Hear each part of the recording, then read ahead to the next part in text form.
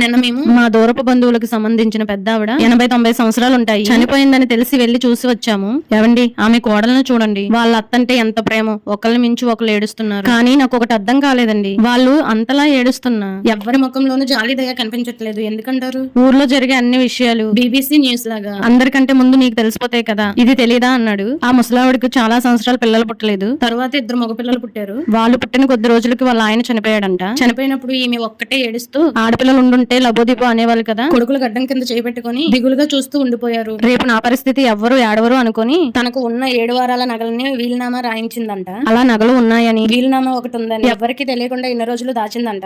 ఎవరైతే నేను చనిపోయినప్పుడు నా శవం మీద పడి పడి ఎక్కువగా ఏడుస్తారో వాళ్ళకి నా 7 వారాల నగలు చెందుతాయని రాసి ఉందంట. అసలు మీ ఆడవాళ్ళకి నగలు చీరలంటే పిచ్చి కదా. ఆ ముసలావిడ మొన్న సాయంత్రం 5ంటికి చనిపోతే నిన్న సాయంత్రం 4 గంటల వరకు ఉన్న చోట్ల నుండి కదలకుండా ఒక్క చుక్క మంచినీళ్ళు తాగకుండా పోటీలు పడి మరీ ఏడుస్తున్నారు అన్నాడు.